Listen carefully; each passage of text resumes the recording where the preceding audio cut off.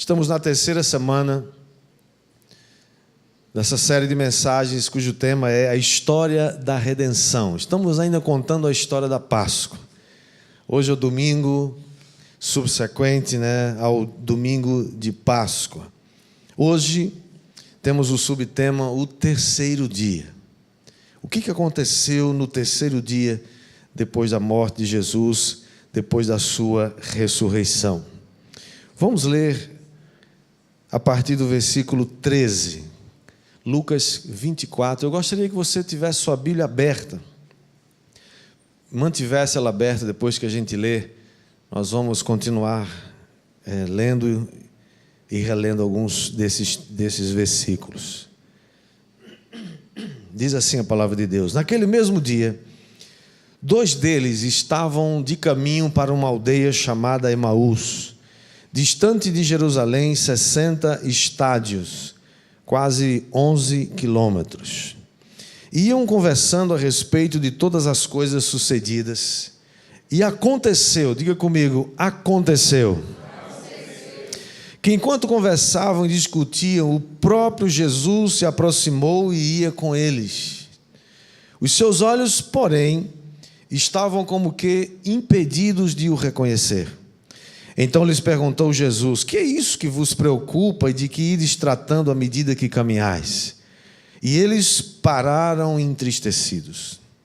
Um, porém, chamado Cleopas, respondeu dizendo: és o único, porventura, que, tendo estado em Jerusalém, ignoras as ocorrências desses últimos dias? E ele lhes perguntou: quais? E explicaram o que aconteceu a Jesus, o Nazareno, que era varão profeta, poderoso em obras e palavras, diante de Deus e de todo o povo. E como os principais sacerdotes e as nossas autoridades o entregaram para ser condenado à morte e o crucificaram. Ora, nós esperávamos, diga comigo, nós esperávamos que fosse ele quem havia de redimir a Israel. Mas depois de tudo isso, é já este o terceiro dia, desde que tais coisas sucederam. É verdade também que algumas mulheres das que conosco estavam, nos surpreenderam tendo ido de madrugada ao túmulo. E não achando o corpo de Jesus, voltaram dizendo terem tido uma visão de anjos, os quais afirmam que ele vive. De fato, alguns dos nossos foram ao sepulcro e verificaram a exatidão do que disseram as mulheres, mas não o viram. Então lhes disse Jesus: ó nécios e tardos de coração para crer tudo o que os profetas disseram. Porventura não convinha que um Cristo padecesse e entrasse na sua glória? E começando por Moisés, discorrendo por todos os profetas, expunha-lhes o que a seu respeito constava em todas as Escrituras. Quando se aproximavam da aldeia para onde iam, fez ele menção de passar adiante. Mas eles o constrangeram, dizendo: fica conosco, porque é tarde, o dia já declina. E entrou para ficar com eles. E aconteceu que, quando estavam à mesa, tomando ele o pão, abençoou e, tendo partido, lhes deu. Então se lhes abriram os olhos. Diga comigo: abriram os olhos.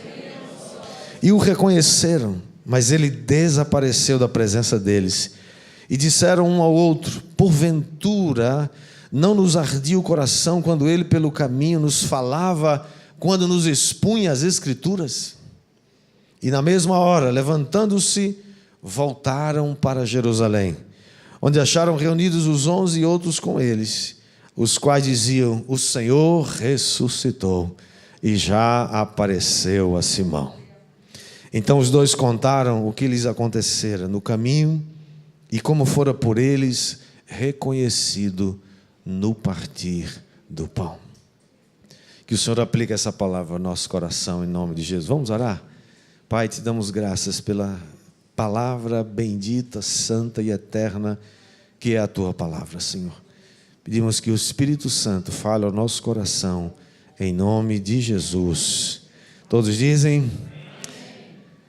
Portanto, essa é a história de 2 discípulos de Jesus que no domingo Domingo de Páscoa, terceiro dia depois da sexta-feira que Jesus havia sido crucificado. Eles estavam indo para uma aldeia chamada Emaús, quase 11 quilômetros distante de Jerusalém. Muito provavelmente, eles estavam indo encontrar algum significado nessa história toda. Eles estavam, como não poderia deixar de ser, empenhados, envolvidos numa conversa sobre os últimos acontecimentos que haviam tido lugar em Jerusalém e que culminaram com a morte de Jesus. O terceiro dia, sempre na Escritura Sagrada, tem um significado importante. Tem algumas coincidências que não parecem ser. Por exemplo, foi no terceiro dia que Abraão viu de longe o Monte Moriá, onde ele deveria sacrificar seu filho Isaque. Foi também no terceiro dia que, quando Josué chegou ao Jordão com o povo de Israel, antes de atravessá-lo, ele esperou 3 dias até o Senhor dar um comando para eles poderem atravessar o Rio Jordão. Foi por um período de 3 dias e 3 noites que Jonas, o profeta, ficou na barriga de um grande peixe até ser vomitado numa praia por ordem do Senhor. O próprio Senhor Jesus, no Evangelho de João, no capítulo 2, ele diz certa vez para seus discípulos: destruam esse santuário, olhando para o templo belíssimo, magnífico prédio, arquitetura linda daquela época. Ele diz: destruam esse templo e em 3 dias eu vou reconstruí-lo. E os fariseus estavam ouvindo aquela conversa e disse: como? Esse prédio levou 46 anos para ser concluído, como que você vai reconstruí-lo em 3 dias? E o próprio texto lá em João, capítulo 2, versículo 19 em diante, diz que ele não se referia ao prédio, mas se referia ao seu próprio corpo, que no terceiro dia ele haveria de ressuscitar. Ocorre que Jesus encontrou aqueles 2 discípulos e ia caminhando com eles. Interessante que no versículo 15 diz que enquanto eles conversavam e discutiam, o próprio Jesus se aproximou deles e começou a caminhar com eles. Olha como começa dizendo no versículo 15: e aconteceu. Diga comigo: aconteceu. Aquele encontro aconteceu. Ele não estava programado, ele não estava planejado, pelo menos não estava planejado por aqueles discípulos. Jesus já tinha planejado aquele encontro, diga amém. Por quê? Porque o texto diz que o próprio Jesus foi quem tomou a iniciativa de se aproximar daqueles discípulos. Para eles pode ter sido uma coincidência, um viajante se encontrar com eles e eles não sabem quem é, mas estamos lá conversando, qual é o problema? A gente encontra pessoas viajando. E aqueles discípulos encontraram com Jesus e começam a caminhar. Mas para o Senhor, aquele encontro não foi um encontro qualquer, nenhuma coincidência. Jesus havia planejado encontrar aqueles 2 discípulos. Tem coisas na vida da gente que simplesmente acontecem. Diga comigo: tem coisas na minha vida que simplesmente acontecem. Quando 2 linhas se encontram, elas formam um ponto de contato. Elas são um ponto que na matemática nós chamamos de um ponto de intersecção. Pode parecer coincidência, mas não é.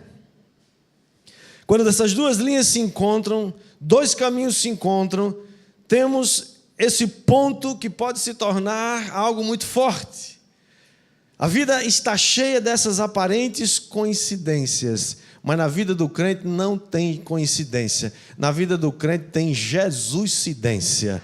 Naquela tarde, Jesus encontrou aqueles 2 discípulos porque ele havia planejado. Aquela foi uma santa conspiração, porque esses encontros planejados por Jesus são oportunidades que Deus nos dá para promover milagres e mudanças na nossa vida. Quantos aqui creem que Deus está planejando, está conspirando para encontrar com você em algum momento da sua vida? Essas oportunidades têm o potencial de mudar a vida da gente. Essas oportunidades podem mudar a sua vida para o bem ou para o mal. É assim que a vida é feita, de escolhas. Você teve, por exemplo, aquela oportunidade um dia de provar uma droga e você ficou viciado por isso. Você teve uma oportunidade de ter um caso com alguém que não é seu marido e com alguém que não é sua mulher e você ficou preso numa armadilha. Você teve uma oportunidade de ser desonesto com alguém e você não deixou aquela oportunidade ir embora e você abraçou aquela oportunidade e ela te enrolou até hoje. Oportunidades, pontos que você precisa discernir e oportunidades ruins que levam para o mal, você precisa deixá-las ir. Não toque em oportunidades que vão trazer destruição para a sua vida, diga amém. Mas Deus, Ele, por outro lado, está interessado em criar oportunidades que vão abençoar a sua vida. Deus está interessado em criar esses pontos de contato, um ponto de intersecção que vai mudar a sua vida e a minha para sempre, para sermos abençoados. Eu tenho um ponto de intersecção na minha vida. Um dia Jesus me encontrou. Um dia eu me encontrei com Jesus e Ele mudou minha vida para sempre. Minha vida nunca mais foi a mesma. Ele mudou o rumo completamente e me deu um sentido para viver.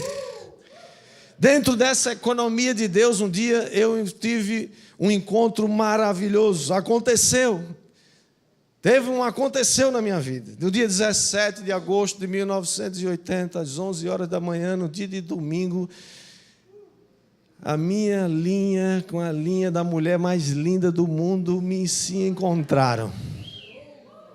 Eu que estava fazendo as coisas acontecerem, né?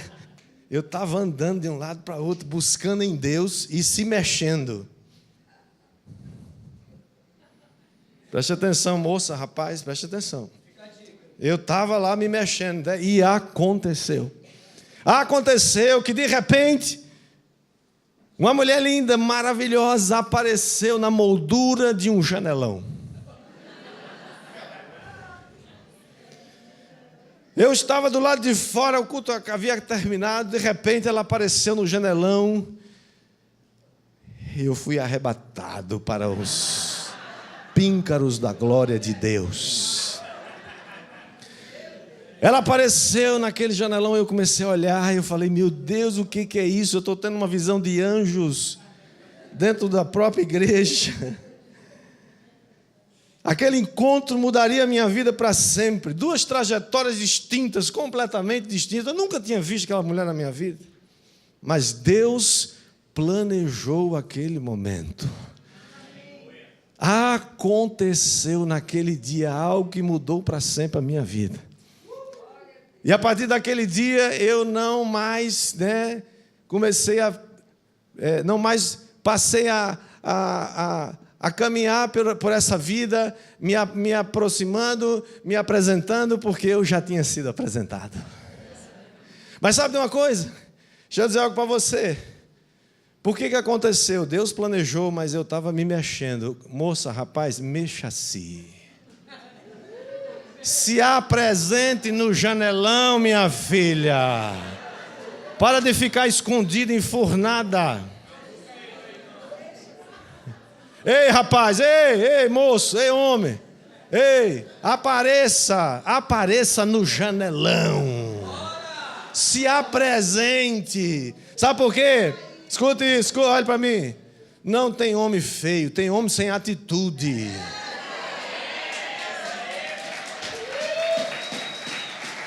Homem que tem atitude, meu filho, depois aquelas olhas se é bonito ou não.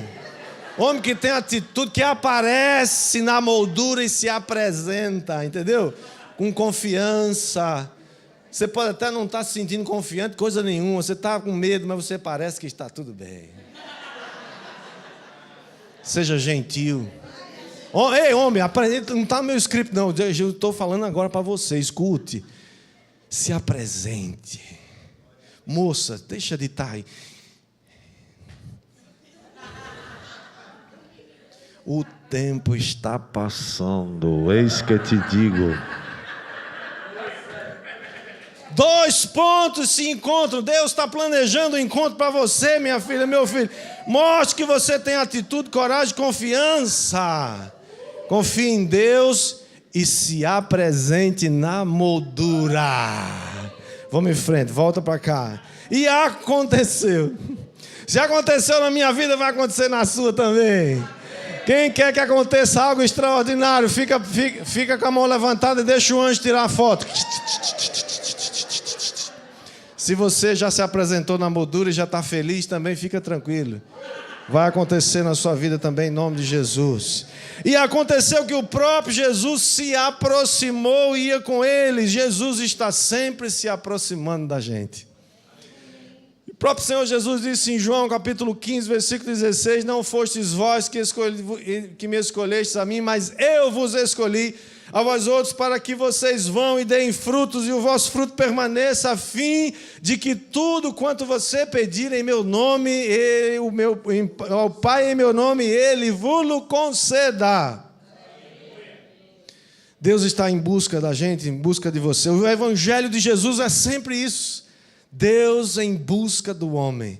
Deus em busca daquele que precisa. Você não consegue encontrar Deus se Ele não te encontrar primeiro. Aquele dia Jesus foi em busca daqueles 2 discípulos no caminho de Emaús. Entretanto, o verso 16 diz que os seus olhos estavam como o quê?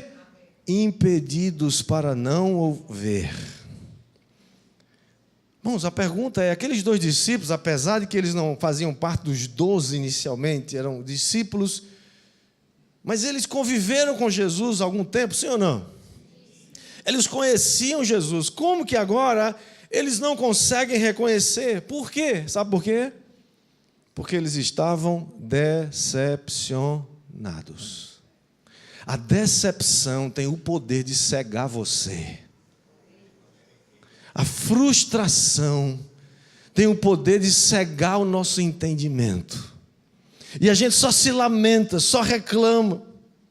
Essas decepções e frustrações, irmãos, têm o poder de nos roubar o foco. Focamos naquilo que perdemos. Tem pessoas que chegam junto da gente e só contam o que perdeu. Alguém fez mal, não sei quem. E eles não conseguem ver nada de bom nisso. Sabe o que Deus nos fala hoje para você, querido? Suas perdas não são perdas, são cortes, são podas que Deus faz na sua vida para livrar você de encrenca que você nem sabe que vinha para cima de você. Deus está cuidando de você. Perdeu? Glória a Deus. Deixou não sei o que lá. Aleluia, glória a Deus. O verso 17, Jesus pergunta para eles. Jesus percebe a preocupação, Jesus percebe um semblante ruim, Jesus percebe que eles estão lá, né, naquele moído. Sabe como é o moído? O moído que fica moendo, como é que pode, como é que aconteceu, você não é possível, como é que isso foi acontecer? E Jesus dá aquela assim, né, de não sabe de nada, né? Jesus tem um senso de humor extraordinário. E ele diz, o que é isso que vos preocupa? Vocês estão caminhando assim? E eles param, entristecidos, falam, como assim, cara? Você é o único em Jerusalém que ignora os últimos acontecimentos. Jesus, todo mundo sabe disso. Era o Nazareno, era um homem poderoso em obras diante de Deus dos homens. Ele fez muita coisa, mas os principais sacerdotes, as autoridades, o entregaram, o condenaram à morte e eles o crucificaram. No versículo 21 eles dizem e revelam qual é a fonte e a motivação da sua frustração. Ele diz assim, nós esperávamos que fosse Ele quem havia de redimir a Israel. Diga comigo, nós esperávamos. A gente espera muita coisa, irmãos. A gente espera, a gente tem expectativas, sim ou não? Não é errado ter expectativas. O problema é em quem ou em que você estabelece as suas expectativas.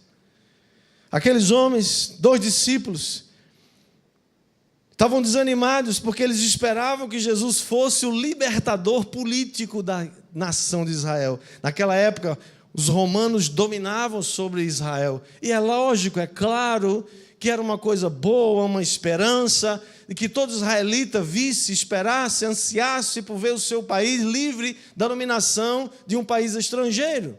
Mas eles queriam que Jesus fosse esse libertador, e na primeira vinda de Jesus não tinha esse propósito de ser um libertador político. Um dia ele vai voltar e vai reinar para todo sempre. Mas naquela época não era propósito de Jesus fazer isso. Assim nós nos frustramos, em muitos lugares as pessoas se frustram. Nós esperávamos que fosse Ele.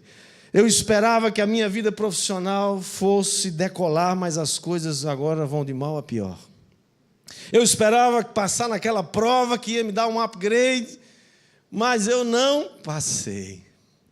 Eu esperava que meu casamento fosse uma linda história de amor, mas à medida que o tempo passa, ele se parece mais com um pesadelo. Eu esperava que acontecesse um milagre na minha vida financeira, mas eu me converti e até hoje não acontece nada. Nós esperávamos. Sabe o que acontece, irmãos? Aqueles 2 discípulos tinham expectativas irreais. Quando a gente tem expectativas irreais, nós somos candidatos a se frustrar. Somos candidatos a nos decepcionar. E Jesus, com muita paciência, continua, verso 25, ele diz: ó nécios, né? Ó tardos, né? Ó tardios de coração. Em outras palavras, Jesus estava sendo elegante. Jesus podia, né? O que ele estava dizendo é: deixa de ser tonto, rapaz.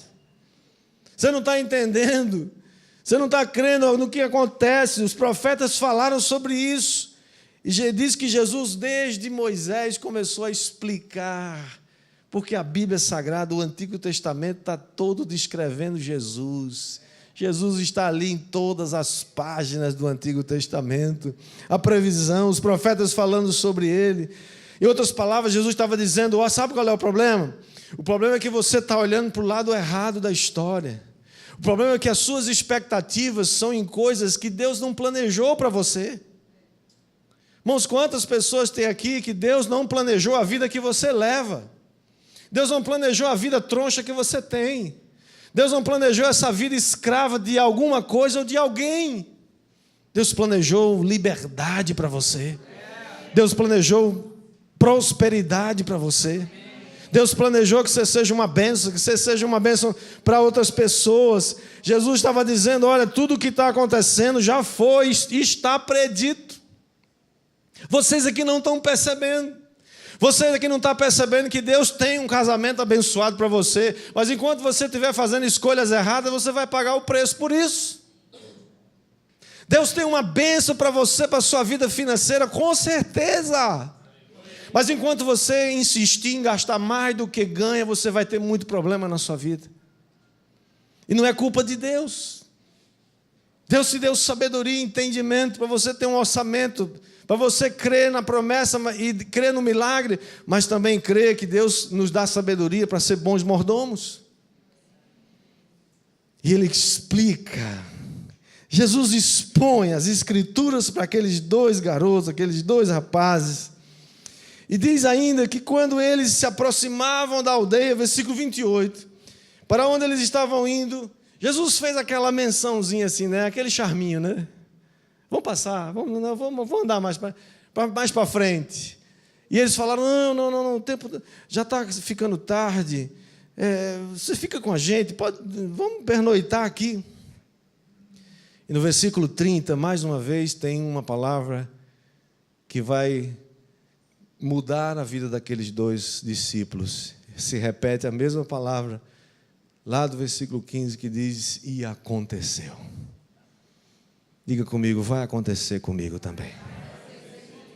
E aconteceu. Irmãos, que coisa tremenda é saber que sempre tem para você um aconteceu, um vai acontecer.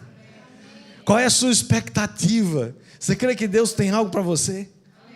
Mas Ele tem algo que tem a ver com a vontade dEle para você e não a sua vontade. Você está disposto a abrir mão da sua vontade e deixar que Ele faça a sua vontade na sua vida, sim ou não? Sim. E aconteceu, versículo 30, que quando estavam à mesa, tomando ele o pão, abençoou e tendo partido lhes deu. E o verso 31 diz: então se lhes abriram os olhos e o reconheceram, mas ele desapareceu da presença deles. E aconteceu mais uma vez, que quando eles estavam à mesa, seus olhos foram abertos e então o reconheceram. Sabe o que isso significa, irmãos? Quando eles estavam à mesa, sabe o que mesa fala para nós? Mesa fala de intimidade. Você nunca vai descobrir a verdade da vontade de Deus para a sua vida se não for na mesa da intimidade. Você não vai encontrar a vontade de Deus simplesmente nas suas expectativas. Deus não tem um compromisso com a sua agenda. Deus não tem um compromisso com as coisas que você escreve e pede para Deus. É claro que Ele quer que você peça, é claro que você deve pedir, é claro que você deve fazer orações, mas Ele tem um plano melhor para você do que o seu. Amém. Quem vai dizer amém? Confiar. Ele não tem compromisso em fazer todas as coisas que você escreve lá, fala assim: eu quero que o Senhor seja o libertador político da Paraíba, do Brasil, da Israel. Não, eles não têm compromisso com isso. Jesus quer que você não só escute a sua palavra, vê o que eles dizem. Porventura não nos ardia o coração, nós vamos ler daqui a pouco. Eles estavam ouvindo a palavra, mas ainda não sabiam que era Jesus. Jesus quer se dar a conhecer a mim e a você. Diga amém, diga. Amém. Eles se reconheceram Jesus quando se assentaram à mesa para comer. A mesa fala de intimidade, onde essa intimidade nos leva a ter os olhos abertos. Os seus olhos espirituais serão abertos quando você estiver na intimidade, na mesa de intimidade com Jesus. Mesa é lugar onde aleijados como Mefibosete são trazidos de volta à presença do rei Davi. Jezabel, uma figura do Antigo Testamento, sabe o valor da intimidade. Ela sabe o valor que a mesa tem quando produz intimidade. Por isso que ela queria que 400 profetas de Baal e 450 profetas de Azera comiam na sua mesa todos os dias, porque ela sabe do valor que a intimidade produz. A intimidade que era produzida na sua mesa era para o mal, mas a intimidade na mesa de Jesus é para abrir seus olhos, para você ver a realidade, para você conhecer a vontade de Deus para a sua vida. Quando estavam à mesa, Jesus tomou o pão. Foi naquele momento que eles perceberam quantas e quantas vezes Jesus fez isso com seus discípulos. Partiu o pão e, tendo dado graças, deu a eles. E eles então perceberam que era Jesus. Verso 32, depois que Jesus desaparece, eles dizem um para o outro: porventura não nos ardia o coração quando ele pelo caminho nos falava, quando nos expunha as Escrituras? E na mesma hora, verso 33, levantando-se voltaram para Jerusalém, onde acharam reunidos os 11 e outros com eles, os quais diziam: o Senhor ressuscitou e já apareceu a Simão. Concluindo,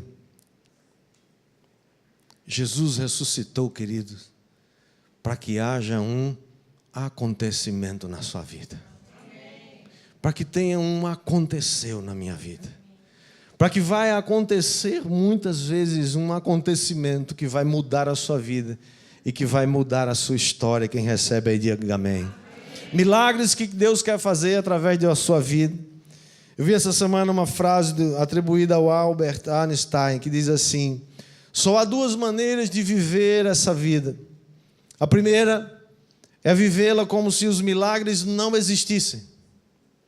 E a segunda é vivê-la como se tudo fosse um milagre. Eu vi essa frase num filme que você deve assistir, não sei se quantos aqui já assistiram, Milagres no Paraíso. Quem já assistiu aqui esse filme? Fica a dica aí para você. Muito bom esse filme. Segunda conclusão: nossas expectativas precisam estar alinhadas com as expectativas de Jesus. Nossas frustrações, irmãos, são fruto das nossas elucubrações. Ficamos pensando, imaginando, criando, sem o alinhamento do Espírito Santo. O Senhor quer responder às suas orações, mas não às suas expectativas irreais. É aquele negócio que você quer porque quer fazer, mas alguém que tem juízo está dizendo, não faz, cara, esse negócio não vai dar certo. É alguém que tem autoridade na sua vida e está dizendo, não entra nesse casamento, você vai quebrar a cara. E você quer porque quer, você está obcecado, está obcecada e vai pagar, vai comer o pão que o capeta amassou. Diga misericórdia. Pessoas na sua vida que estão dizendo, o Espírito Santo está dizendo e está usando pessoas que têm autoridade sobre você, seus pais, seus pastores, autoridades que amam você e querem ver você feliz. Está dizendo, não vai por esse caminho. Mas por quê? Por que não? A escolha é sua, porque as consequências também são suas. Mas Deus quer alinhar as suas expectativas com as expectativas dEle. Quem vai dizer amém, recebe aí. Terceira e última conclusão. Jesus nos chama para nos assentar na mesa da intimidade. É na mesa de intimidade que os nossos olhos são abertos para a nossa realidade. É na mesa de intimidade que nós somos curados. É na mesa de intimidade com Deus que nós encontramos o verdadeiro significado para as nossas vidas. Como é triste ver pessoas que continuam ao longo da vida, dos anos, os anos estão passando, já não são mais tão jovens. Quando a gente tem 20 anos, tem toda a vida pela frente, a gente acha que pode ter todos os erros e depois a gente conserta e dá certo. Mas o tempo vai passando, e chega os 30, chega os 40, outros vão chegar aos 50, outros já chegaram mais de 30 como eu. E o tempo passa, a fila anda. E como é triste ver pessoas que ainda estão olhando para uma vida de significado que ainda parece estar tão longe. E a gente olha muitas vezes para a vida de uma pessoa assim e vê quanto elas estão obcecadas pelo erro. Como elas estão indo para Emaús. Como elas estão indo para um caminho que não vai levar elas ao lugar onde Deus planejou para elas. Deus tem uma linda história para mim e para você, querido. Mas aprenda que nem sempre o caminho que você escolheu é um caminho melhor. Muitas vezes nós estamos num caminho de morte. E parece que o caminho é bom, mas não é. E o Espírito Santo quer nos alinhar com a sua vontade hoje. Hoje estamos a uma semana da Páscoa. Uma semana depois da Páscoa. A pergunta é, o que o sacrifício de Jesus, o que a ressurreição dele significa para você hoje? Isso não pode ser só uma história linda, uma história poderosa. Ela precisa atuar na sua vida, ela precisa mudar a sua história. Tem que ter um aconteceu na sua vida. Um aconteceu que foi Jesus que planejou. Você não veio aqui hoje por acaso. Você não veio aqui hoje só para cumprir uma tabela. Você vai no culto toda semana. Deus queria falar com você hoje. E Ele está falando com você agora mesmo. Mas esse é um momento de você tomar uma atitude. Aqueles discípulos tomaram uma atitude quando eles reconheceram Jesus. Eles que já estavam, o tempo já tinha fechado, já estava de noite.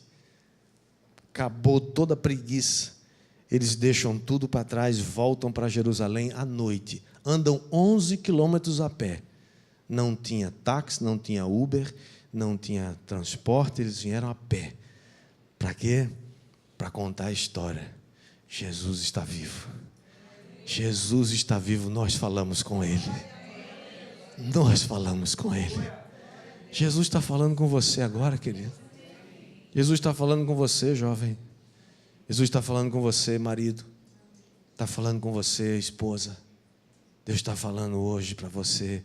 É tempo de ter os olhos abertos. Vamos ficar todos de pé, chama a banda aqui.